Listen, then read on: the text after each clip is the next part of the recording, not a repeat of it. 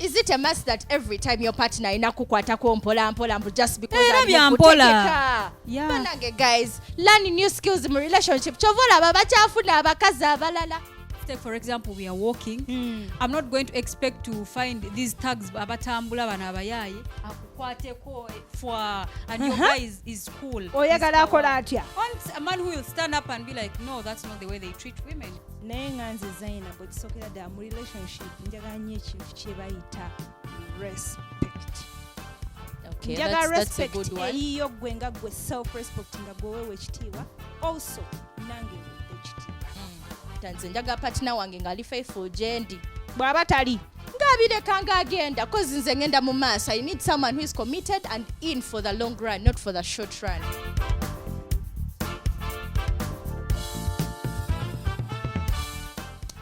Banaki mulekera okututeeka mu WhatsApp groups bannange eza birthday zammwe ne mutuwa amateeka mwagala tu contributing essente eya keki eya gown jono yambala manye ya kando manye ya reception mukwano. It is your birthday. Or why are you putting us on pressure?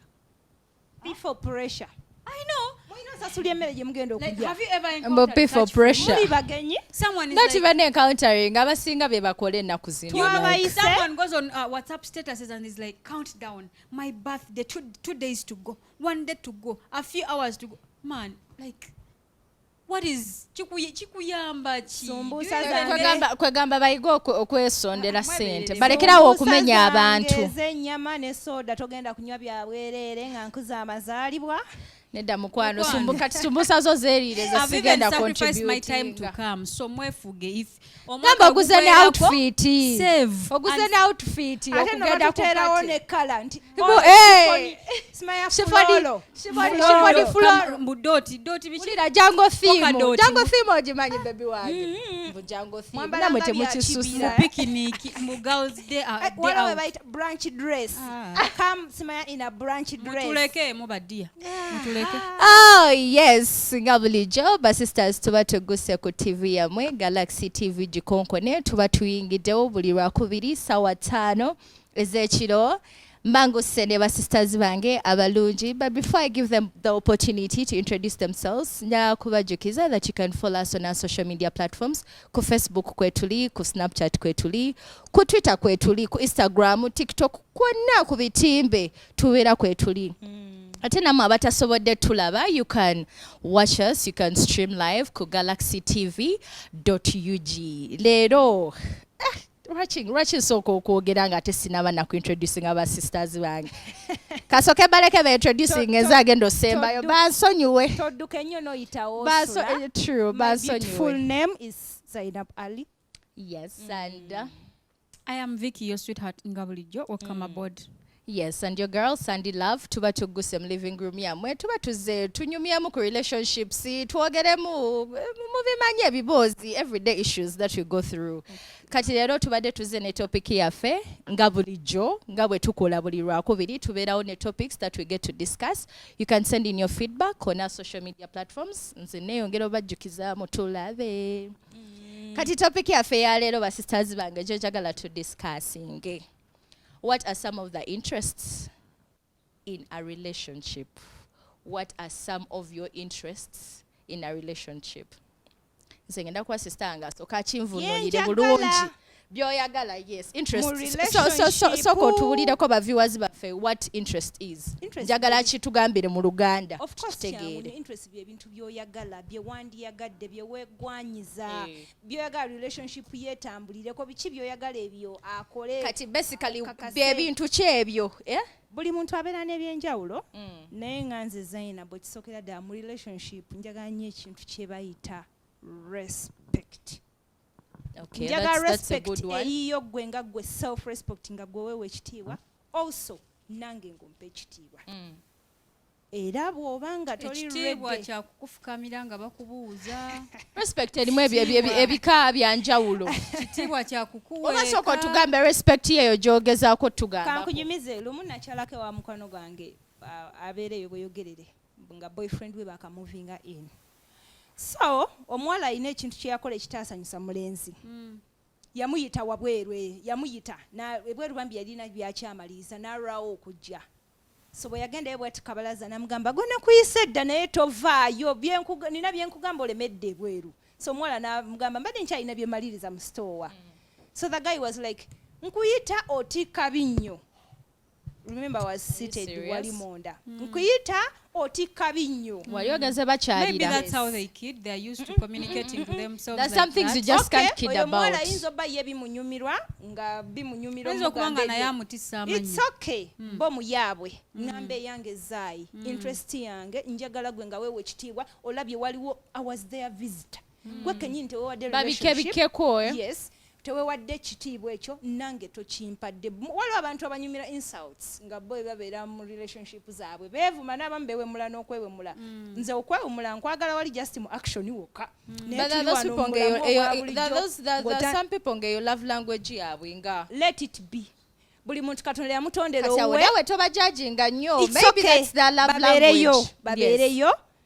Nze saagala wange bajje. You personally gwenga gwezai. That's the kind of respect you want. Yes. Okay. It's a good one. I will not argue so much with your point because any woman out there would want someone who is respectful mu ngeri ezo, maybe webanyongerezaako omuntu okubanga they respect your ideas, they respect your identity as a person, they respect your career, they respect your schedules. Idea ezo bwe ziba nfu tekigaana muntu kugambako. There is okugambako n'okudisrespectinga. You get? Ati kati fe abakazi ayinza okugambako omwami wo n'akugamba kate n'onyiiga abakazi tulina nnyo entondo namwe mukimanyi. Omuwala ajja akunyumiza nti ngenda muzina fund ngenda kwewola obukadde mukaaga I want to buy a car. That's not a reasonable idea. Buli mwezi bagenda kutemako nga mmeka okuzzaayo salary eyo okuzzaayo loan eyo. Ondaze gundi loan ogenda gisasulira emyaka 5 okyali ku loan emu. Idea eyo yesintuufu oyagala kwanguya ku ntambula. But tekiyinza kyako ng'omulenzi okugamba nti nedda sigala ku boda mukwano nywerera ku taxi ebya self drive soko byesonyiwe. So amazima go gabaawo. Anyway, togenda kungamba nti ate idea yange ekitiibwa tonjagaliza toyagala nnyole ku nkata. Ekitiibwa ekyo n'okuba nti akuwadde amagezi akuwadde ekitiibwa. You guys should quote me right. Anti abawala bamu abagamba tonjagaliza toyagala nfute. To me, in fact, wofuna omuntu ngo yasobola okuwabula here and there. It shows that they actually respect you. They wish you well. That's part of respect. But it also depends on the ideas that you're bringing on the table. Yeah, exactly what we're arguing about. So what she's saying about him advising or her advising on a certain idea that you want to come up with. Personally, I love being secure around my partner. I love being protected. By secure, what do you mean? Yes. Because omulabi wafaliye waka ayinza obutategeera what secure means. Ngenda kusooka njogere ku security omuntu gy'asoose okulowooza bwe njogedde ekigambo secure. Nti wembeera ne guy wange, let's take for example we are walking. I'm not going to expect to find these thugs abatambula bano abayaaye akukwateko for and your guy is cool. Oyagala akola atya? A man who will stand up and be like, no, that's not the way they treat women. Don't next time don't touch. You know? So you want your man to get involved into a verbal exchange with strangers just because they're trying to respect you, just because they're trying to give you security. Ogambye agenda bagamba guy omukazi tebamuyisa we batyo. Isn't that verbal? That's not verbal. In fact, that's not verbal. Verbal kwe nti bamwemdo bamuvumye. No, verbal if you're exchanging words. Yes. If possible, let them go to that extent. I'll feel loved. I feel like, yeah, I have my soul. So you're okay going everywhere and let's say guy nakwatanga ku booty. Let's say for example a guy touches on your booty and your guy tries to come out and fight and protect you. Yeah, mama security. Ulindako. Buli wamunagenda nga that happens to you. Your man should always come up and fight. Of course, it's not going to happen every day. Kyogamba mama goba wabachi oba ofaanana otya gwe gwagenda gwe bakwatirira. But I'm just saying, just we kibaddewo.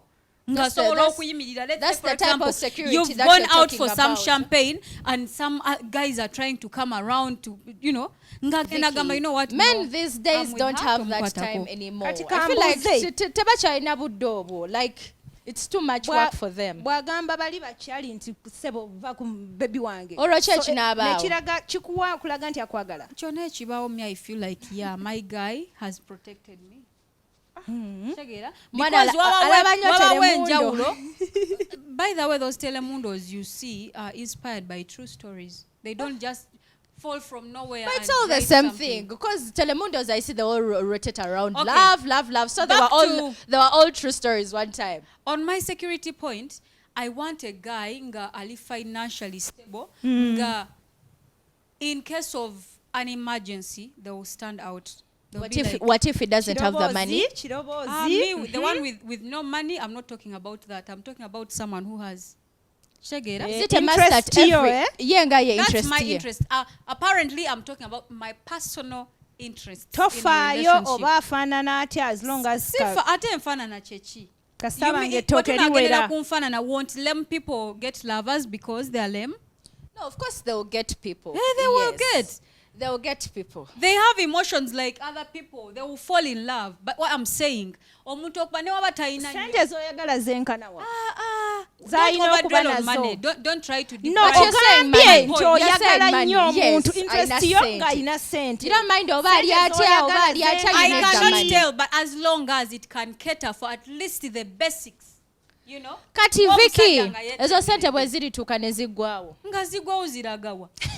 Era gw'onalaba Are you zinaggwako serious? oba lazy. There is A no man- situation which is A permanent. man who has money will always know how to keep that money because aba yazifuna akola. Aba Maybe nga lazy? mubbi.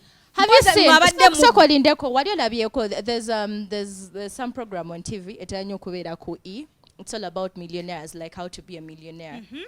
Abantu abasinga njagala ogenda okola research yo abantu abasinga abawangudde sente kubanga ngambye mbu omuntu tasobola kuggwako sente. Listen. Listen. Abantu abasinga abawangudde sente mwezo lotteries oba wins and all that, go and do your research. Most of those people right now, they're bankrupt. They're living So in where are the poverty. Rotaries in Uganda here? Because apparently I'm just giving you an example because ongambye sente tezikola ki? Sente Tezigwawo. tezigwawo. Kyendaga okugamba ne bw'oba ng'olina nga zenkana zitya baby, there's a time in your life you reach that point. and I move on to those who have. Ne bw'ona movinga on paka ddi. Life moves on. Life moves on. Obulamu bw'oli mu kutambulira ku ono. I will move. Ashtegede. But initially, why would money disappear just like impose? If it's not devil money or something, a lottery byogambye. Let's just be realistic. For example, like let's say there's a boss, aina Vicky company. mwana muto. Mushtegera, aina company. Let's for example hold up company negwa. Lindako. Mama webale kuzaala. Company negwa. Kati company webe egudde sente nga ziwedde waha. Let me tell you something. So you guys are actually trying to derive me from the point. Okay, kale beera ne Nze when you get the sente zo. security of someone having some kamane nga asobola okuntaasa mu buzibu. Simanyi endowooza zammwe ziba tuttewa. But it can be small naye nga so okutaasa embeera. Like take for example, sorry to talk about our sister Pam. She got an accident. Apparently, let's take for example, abadde takola naffe nti oba talina muntu ayinza mudduukirira. Nga gaya asobola okubeera nagamba, oh, hospital bill yameka. Let me cater for this. Oh, I've gone bankrupt. I don't have rent. My rent is due, or maybe I haven't received my salary. Guys, like, let me top up something for you. You get? I didn't mean like money to splash me with money. But that's what I mean. Oyina ngeri gy'oyogeddemu. Kati naffe tubadde tulina You take time and listen and understand. tubadde tulina okuwabulamuko. Nze point yange Sandy Love. Faithfulness is really important in a One relationship. man, one woman.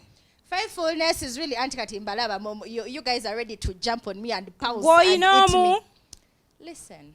Nze nyina omu, nyina musajja omu. I'm being honest with you. Okay. Me, I'm a lover. Bamuyita ani mpozi? I'm a Anti lover. ali omu. Baby wange yemanyi oweewa. Baby wange yemanyi oyina. Weejogera oweewange. Yetegeera. Abamanyi, Ye ategedde. kubanga baby wange abeerawo nga topic si abalina Beetegedde, okuyita beetegedde. byetegedde Beetegedde tukomaawo mu bana. abanzijeyo. Point yange. Eya faithfulness, if you're not ready to stick to your partner, don't settle. Like, don't settle. If you're not ready to stick to one partner, don't settle down. Nze njagala nnyo omuntu ali faithful, nze saagala muntu kubeera awo ndi ku bunkenke ndi wano ndowooza kati bebi wange oba alina kasekise kalina akalala. Lwaki oba obirowooza? Lwaki oba omujjawa? Madde mbalize mu mbuuki. Lwaki omujjawa? Tubukabuka tulinga nseenene. Nada sikubuuka. Okay, let me hear your views and opinions about No, what I'm like saying. omujjawa oyo. What do you mean namujjawa? Hey, You guys that's don't. what I mean. You know there are faithful people out there. How would you tell Is your me, husband faithful? I don't know sitambula naye mu mpale ye. But of course. apparently Hold up. baby wompozi omulaba gyali. Era nze saavaayo ne nnyimirira. Era by the way nze newunya n'abawala juzi. Temulina kye muŋŋamba. Waliwo awo omuwala yavaayo n'agamba nze nteekawo n'omukono ne bagutemako. No, in most cases. Alina nze nzeka. Hold up.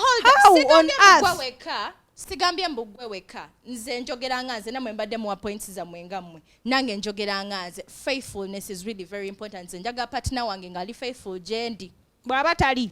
Ngabireka ngagenda cause nze ngenda mu maaso. I need someone who is committed and in for the long run, not for the short run. Kale Your point yange ebya faithfulness. And how will you, don't tell us to kweyongera, how will you confirm that somebody is faithful and they will stick around with you?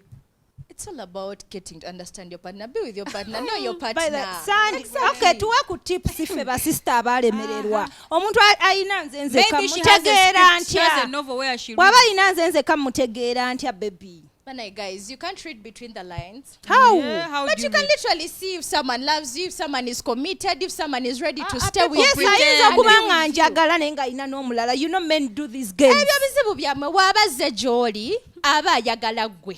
Period. Tonzizeemu. Manya ntya nti ndiyo nzeka. Bw'oba ogenda mu relationship, kasooke ntiriri bulungi. Bw'oba ogenda mu relationship, do you go nga all your mind is focused on the fact that your partner is going to be sleeping with other partners or he's going to be seeing other partners? Munzire manti mbabuuza.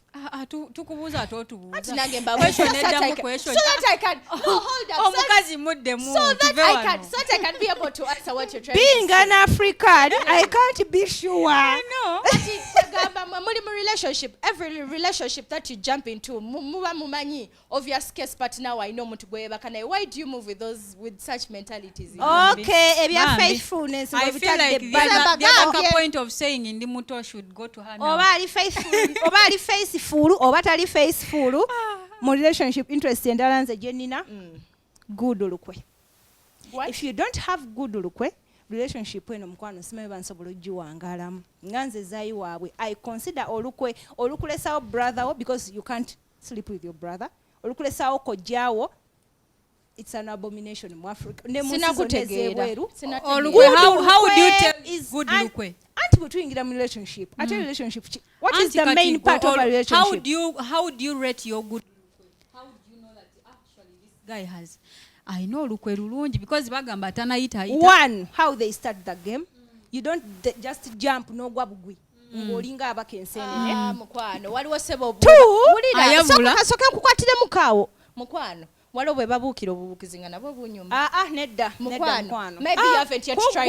Kugwe. Exactly, Guze. You guys stop. Ebyo babikola Are you embuzi serious? n'embwa. Nedda. As a human being, sagala why would you byakumbuukira. kubuukira? Lwaki oba I'm omuntu? not a henny. I'm not a henny. Is it Ndi a must? muntu, you have to prepare me mentally. Is it a must that every time your partner inakukwatako mpola just because Era ali bya mukutegeka? mpola. Yeah. Banange guys, learning new skills in relationship. Chovola abakyafuna abakazi abalala. Sandy, bw'oba oyagala byakufu butuka. It's okay with you. Nze mbadde nkuwa steps zange kwenabira nti n'omuntu olukwe lwe lulungi. One, Sista Code. kutandika mpola, slowly by slowly, step by step. Pass olugiteeka mu masannyalaze teyakirawo mulundi gumu. Sometimes olina n'okunyola wano n'ogyongeza. Guys, I'm sorry to say this. I'm just sorry to ask this. How do you do quickies? Do you fast go? Even quickies, they first Mukwano, pass the thing even on top. quickie, They first pass the thing on even top. quickie. Guys, You make it a bit Let's passable. nangezaawo ngenda kubuukirayo ddala bannange. Sandy. Tubeere realistic. Sandy. Quickie otandika otya kudda mbuolimu. Anti nkuwante quickie era taveri n'agwa. Phew. Era afuna engeri gy'akola ki n'anoonya You w'anaakola guys ki. haven't tried some things. You Singa should really ne try mu- some things kubanga. Singa ne we are mu going quickie to baali explain. batubuukira buukizi. Singa omanyi amabwa ge tuyina. Are you serious? Singa omanyi amabwa ge tuyina. Okubuukira doesn't mean no. Of course era ine wala wasoko kwata kwatako. gundi Kyesiizira Nairo and then akutte- Nairo flows. omuntu akola quickie ali different from someone who is having it in bed. That's a very different thing, by the way. Okimanyi? You can have a quickie in the living room. Yeah, Na you living have room a good wali- experience. hold up. A very Nayo mu toilet gye twayogerako naye era kati mu toilet muli mu toilet omusajja afunye obudde mbu atali mu kwambula kaleega mbu atali mu kukwatako ku like no Sandra. guys. wagiramu empala abeera mu magulu simanyi ku gayiwo bed. bwakuyisa Guys. naye all I know Sweetheart. You guys go do your research. Wano tewali research. Learn how It's to about spice personal interests. up your relationship. omanyi twali ekintu kye bayita rape mu relationship. Yeah, rep Jerry. Rep eri different ku bino bye tugambye okubuukira kati ze baby wange akomyewo okuva ku mulimu. I'm all hype, I'm all on and all that, and you expect me to do what? Mbu baby bambi, mbu biki. Sweetheart. era ayina Awo waakwata wenyini. tabuuka bubuusi. Of course, but Tabuka let's continue. bubuusi. Next Another point. interest. Another personal interest. I feel like my partner has to be good with their communication.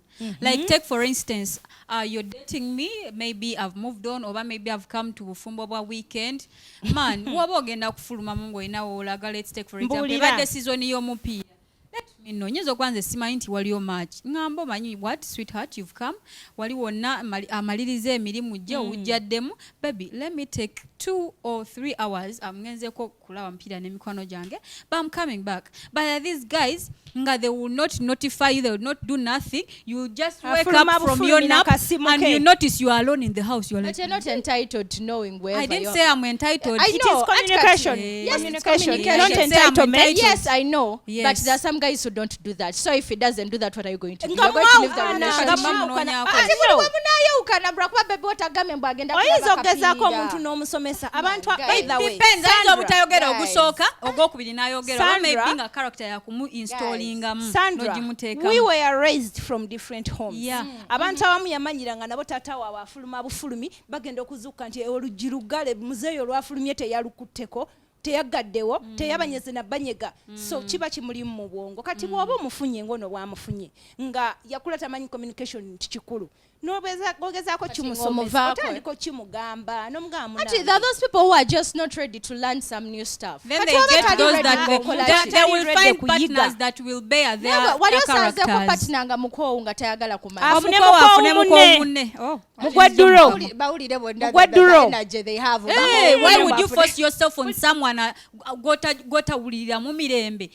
You know, it even gives me another point of, I must feel comfortable around you. Should be my friend. Buli muntu katonda alina gwe yamutondera omutamiivu waliyo amufiirako waliyo afiira ku dijje waliyo oli nga yagamba nti nze omwana siika capati n'agikanda bwati ankanda omutima Nze buli waba akanda bw'ati mba ndabira so ddala buli nga muntu alimazi. alinayo Nze omuntu point we yange endala patience. Patience. I keep telling you guys I'm a lover. I need patience. Bambi.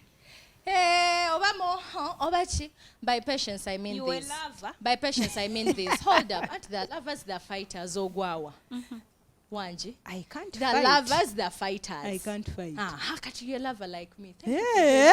I didn't know. Only lover. I'm learning The something lovers, new. The fighters, yes. By patience I mean this. Abakazi namwe ne sisters bange abali wano n'abakyala abali ewaka twemanye ebibeera byaffe oluusi tuba ne zi mood swings oluusi bebi wamazenga wiiki mwezi takola ki takusavisinga nga musula naye oba nga buli omu ali wuwe Obanga yarwadde ebitundu Have you ever byarwadde. been in bed with someone for a month n'atakukwata nako? Nga There are kiki? people out there. ng'omusawo yamuwa amagezi nti bw'onoogira eddagala ligenda Okay, kwonooneka for example, these women, women who have given birth, they take long. what nkitegeera They take long. That Hey. one is okay. It's normal. that one is understandable It's Yes. normal. But there's sleeping with someone ate n'atakukwatako nga Kulwaki? they're not sexually attracted to you. Tomanya, people lose interest with time. Oyinza okujanga mu relationship, you guys are all hyper, Nga you have the nkukwata. fire. Hold up. You have the fire, you have the excitement. Relationship, kasita muyingira 1-2 years, it turns to It bores.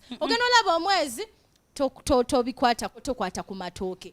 myezi gwakubiri tokwa Amatooke people out galabika there gaba gaga. n'ebintu byo tebiba know what I'm bikumuufu talking about. omusajja watuukira okuzira ebintu byo tebiba I need bikumuufu someone who is Amatooke ago patient getaaga with me. okutereera. Who is patient eminwe with giba me. gyakalambala Muwulire n'amatooke. Me, I need someone who is patient with me. You know, girls, mba mugenda in your monthly menses, other girls get mood swings, mubeera n'ebibeerabeera, baby wakyakubira simu ng'onyiiga. Lwaki muba munyiiga? abawala bekola obusolosolo Bannange. aha naye mood swings zijja nnyo nga toyina ssente Toyina Tokeera ssente? ku mobile money nga kuliko nusu Toyina lukumi ssente, toyina ssente. toyina gw'oba Oludde nga tebakukwatako, you know what I mean. Oludde nga you're not having naye a nga man's touch and all that. gw'omukwatako bw'aba takutteko gwe Kati ng'omukwatako tuli mu kwogera ku biki ku biyiza you know. okuleeta mood swings Yes, okuleeta mood swings. Nange ndi mu ku examples zange. Nzezo ze mbadde ndi mu kkuwezo. Guys, waliwo n'okubanga you know there's an interest of having someone ngali transparent. Transparent omuntu ngali clear nga olaba future. You can akati oyagala omulabe mu byenda bawala ate musussa akajanja I don't know what's wrong with you guys today, but I say a word, maybe I should Google the words and first read the definition of a word. But when I say transparency, ntegeeza like okubanga oli nga mwerufu oli mwerufu mu byokola. Let's take for example, many ladies out there are with partners that they don't know what they actually do. Ng'oli awo ng'olina libidiyo mu nnyumba naye nga gwe tomanyi. gwemmanyi nga ye agamba afuluma akola mu town period akola mu town. And that's not right, because you saw that Muzeyi they quoting abeera baba ng'aguza empale naye nga babba ssente bawa balansi w'ebicupuli. Ne bamunywa ne bamuketta mpaka ewuwe. They had to raid him sawa zino simanyi bayavayo ne mukomera. Naye nga mukazi watoliwako manyi mwamu yagenze kola byakola biri mu makubo matuufu. N'osigala ng'obonabona n'abaana just because you didn't know ekintu kye wali muwoninza oba n'omanya nti ono sijja kumalako naye sikolagana na mubbi, you know, because bagamba birds of the same feathers flock together. So it would be very good nti ne woba tongambye musaala gw'ofuna naye n'ongamba nti omanyi munnange nze ndi mufumbi nfumba ku galaxy And it's okay, very okay. Nemanya nti munayo mwami wange afumba. Okitegeera waliwo okubeera transparent nga some people oba oyagala akubulira n'omusaala gwafuna saagala gumanya because Kati bebe madde mugamba alina omusajja okubuulira tasobola buli mukwano woolaga n'omusaala tobyawula woolaga n'omusaala. So omusaala, it's not even good for you to know the right amount of your man, because omusajja aba ne responsibilities muna here and there. Wamutukanga muri mu marriage. You mean to responsibility. Mukwano, oli baby we, but you will not sit in the position of their mother. Okitegeera? Tagenda kwata sente aweereze mu kyalo wa mama we sente z'otuta akugambe munange mama namuweerezaayo emitwalo 10 kati bw'angamba n'enkola ki? Bw'aba akugambye you are lucky akugambye, naye waba takugambye era don't be offended, because man oli maama we tosobola kujja mu kiti kya maama we, manya ekifo kyo, know your place in people's lives. So omuntu kyobalaba nti relationships ezimu zirwawo okula. Nze mba nsuubira nti oba ogenda kuŋŋamba nti nfunye emitwalo gyange 7 2 katugaweereze ewa mama 0 abakazi mulina nnyo olugezigezi olumanya nti kati yafunye kakadde kalamba tukalina mu nju n'otandika okuyoya leero I want chicken, leero I saw a nice clothes, leero narwadde, leero njagala wiigi. So abaami, please keep your salaries amount to yourselves. Development yonna mu relationship. Development yonna. Abakazi ku ssente nedda mukwano. Development yonna mu relationship. Baby tombuulira. Bw'oba ofuna kakadde oliwaddemu kuŋŋamba ofunaana. Victoria, relationship yonna development okubeeramu etandikira ku bwerufu. Simanyi bwe tugenda kugula poloti nga simanyi sente meka zetufuna. Remember, a man is money is our money. Exactly. You know that? Then a woman's my money is my money.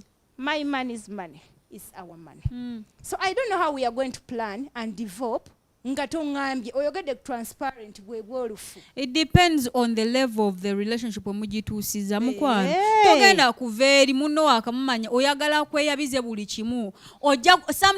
Some of you will stick around because of the salary you're ng'ogamba why sikyagala bulungi naye kifuna obukadde bubiri kamale gakijja kusasula rent tufune bwe tulya naye waba yerekeddemukko ate kati wagala okubuulira ate kati guba wansi tulidde n'ontwala ewakiso poloti ne tusasula ntaddeko n'omunzi omu ku bajulizi ababaddewo ba witness mba mmanyi tuba tuuse kweri level. Exactly. Muba mutuse ku future prospects. By the time you get to buy land with someone, that means you're planning a future with what? With that person. Mulekera olugezigezi ladies banange sagala mwefule kiwaji. You can't be a man. Let men be.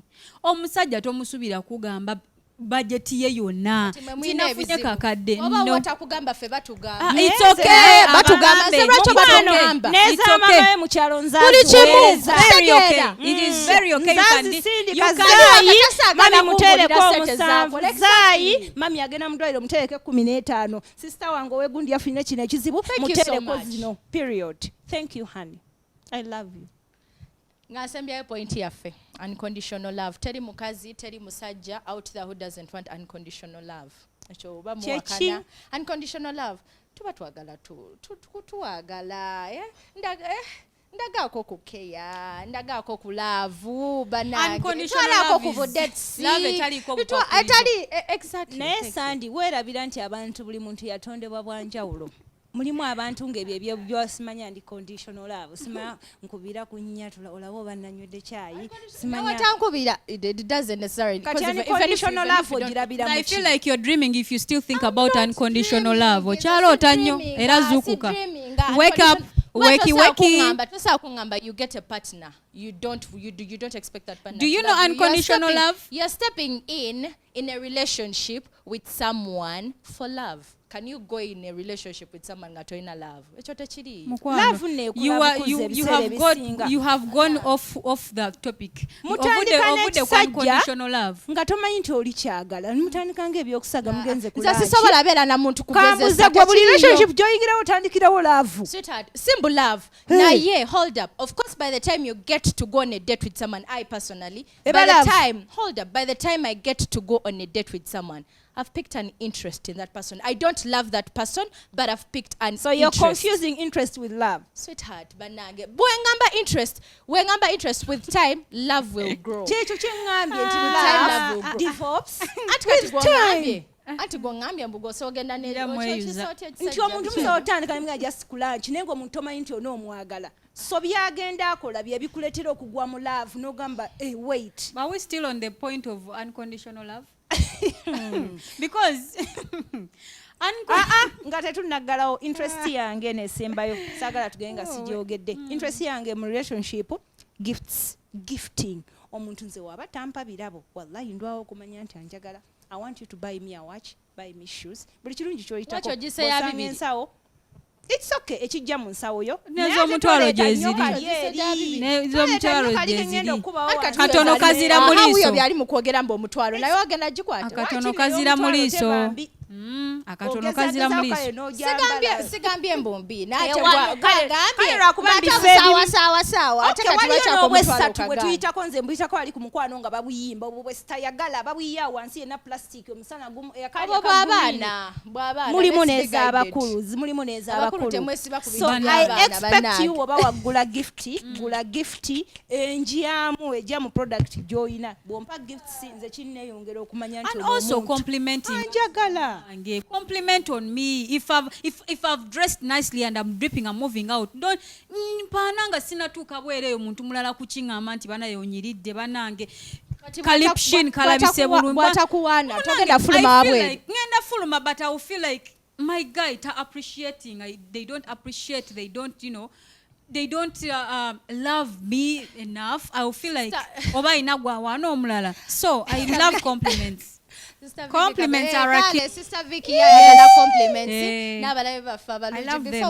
Before we go in for a short commercial break, keep watching us. Like, send in your feedback. Social media platforms is Facebook, ku Instagram, ku Twitter, ku Snapchat, ku TikTok. kwonna tubeerako nawe oba tosobodde tulaba genda ku galaxytv.ug osobola okubeera ng'okola ki ng'otulaba. But before we go in for a short break mbadde njagala bawa topic yaffe gye tugenda okwogerako then tumale tukomewo. Mbadde njagala mbalekere kano, how should you protect your interests in a relationship? How should you protect your interests in a relationship? Katukomewo.